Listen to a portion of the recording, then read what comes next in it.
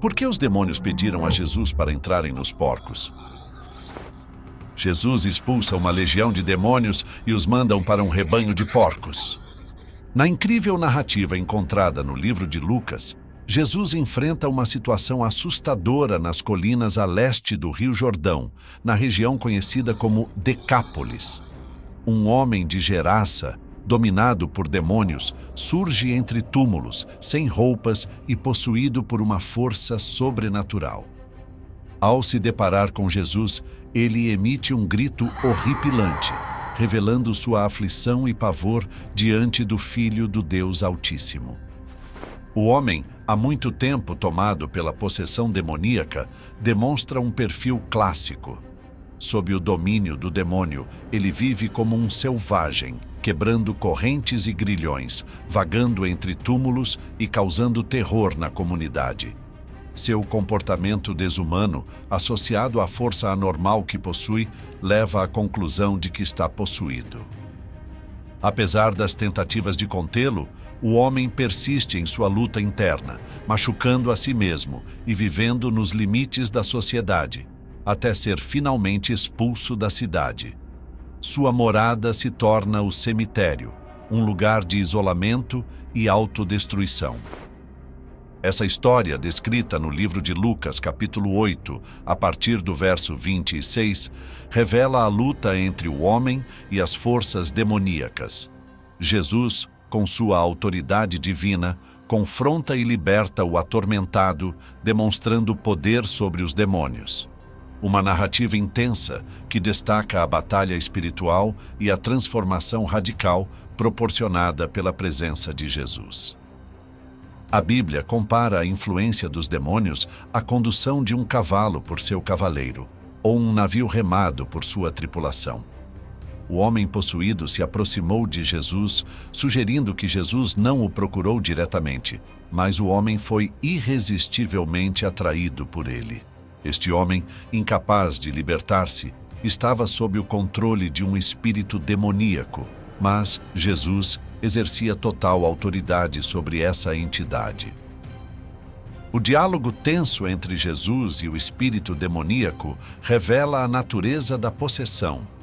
O demônio, habitante do homem possuído, expressa sua relutância em deixar o corpo que controla. A possessão demoníaca ocorre quando um espírito demoníaco reside em um corpo humano, às vezes manifestando sua personalidade própria por meio do hospedeiro.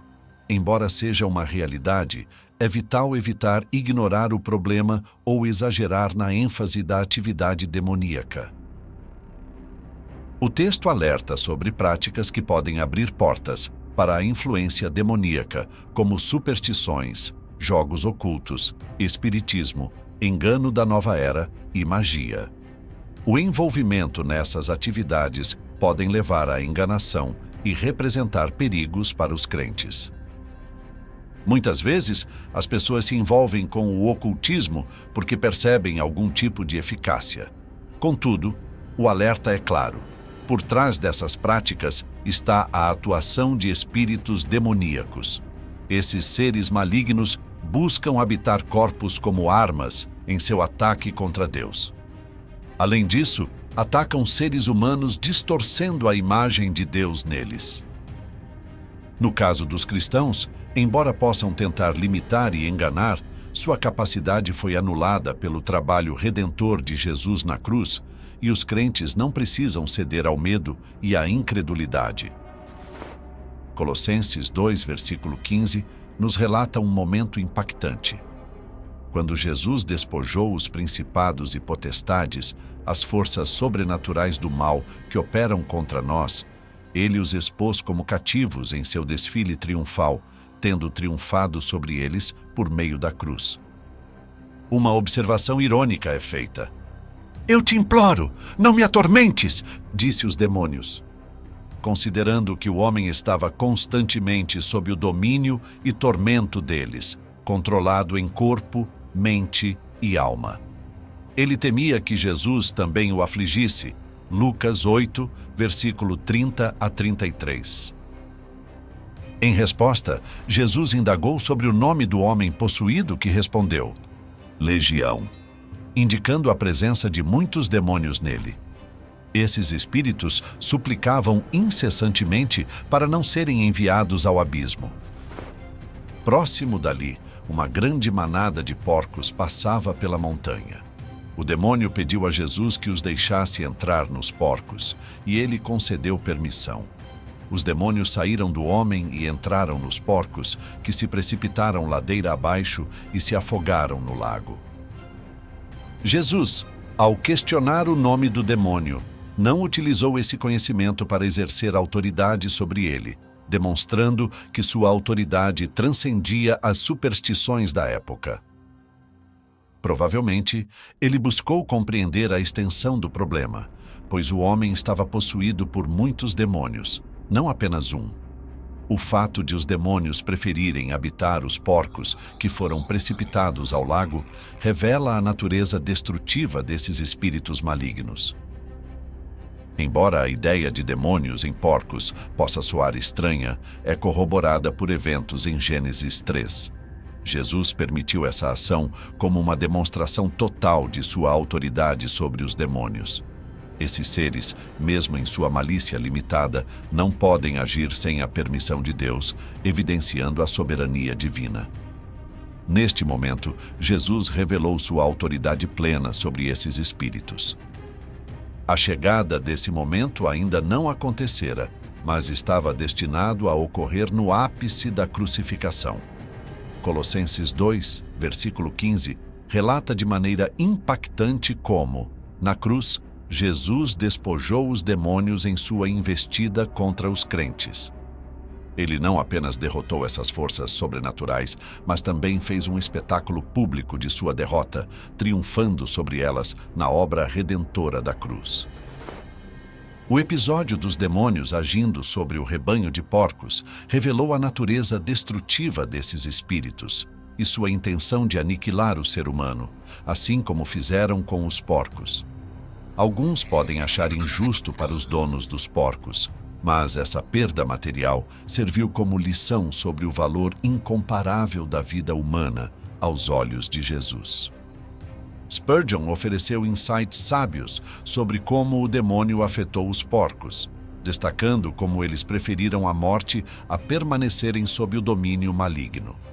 A reação dos pastores à perda revelou a compreensível aversão humana a presenciar o poder demoníaco em ação. A multidão, no entanto, que inicialmente parecia indiferente ao homem liberto dos demônios, manifestou desconforto com a presença de Jesus quando, confrontados com o poder divino, ficaram aterrorizados e pediram que ele se retirasse. Esse episódio demonstrou a inversão do temor, onde o medo dos habitantes locais, agora voltado para o homem liberto, superava o receio anterior de um homem possuído. O desconcerto diante da transformação do homem anteriormente atormentado destacou a incapacidade dos demônios de prevalecerem sobre Jesus, desafiando as superstições da época. A multidão, que inicialmente não se importava com o homem liberto, viu-se incomodada com a presença do divino entre eles, evidenciando a incompreensão diante do extraordinário. Essa reação, embora reunisse a multidão em torno de Jesus, não se traduziu necessariamente em desenvolvimento positivo, sublinhando a complexidade das reações humanas diante do transcendental. Imagine toda uma cidade reunida em oração, mas, surpreendentemente, suas petições eram direcionadas contra a própria bênção que esperavam receber. A natureza dessa oração era terrível, mas, incrivelmente, suas súplicas foram ouvidas e Jesus retirou-se daquele lugar. É angustiante perceber que, por vezes, o temor do que Jesus fará em nossas vidas supera a preocupação com as artimanhas momentâneas de Satanás, levando as pessoas a afastarem Jesus, que prontamente atende a tal pedido. Contrastando esse cenário, o homem liberto da opressão demoníaca ansiava por acompanhar Jesus, mas sua vontade foi recusada pelo Mestre. Em vez disso, Jesus o instruiu a voltar para casa e compartilhar as maravilhosas obras realizadas por Deus em sua vida. Esse homem, agora associado a um nome que evocava a grandiosidade da transformação operada por Jesus, tornou-se um mensageiro ambulante. As pessoas saíram para verificar o que havia acontecido.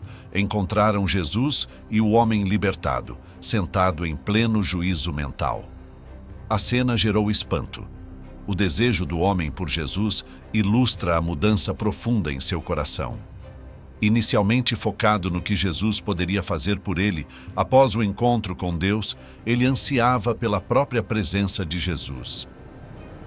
Contudo, Jesus, ciente da magnitude do ministério que realizava para a comunidade e família do homem, repreendeu sua intenção de segui-lo. Compreender a forma como Deus opera, às vezes, é desafiador.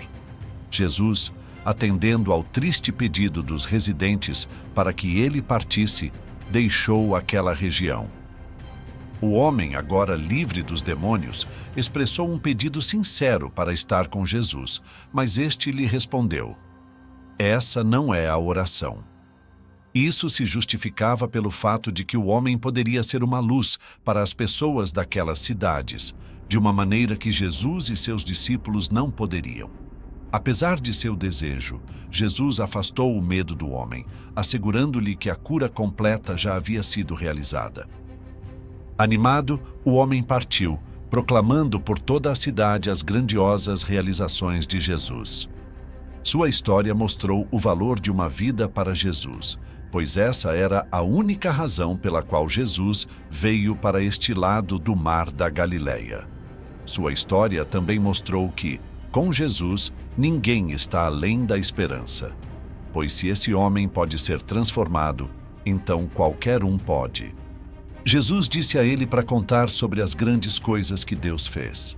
E o homem compartilhou as grandes coisas que Jesus havia feito.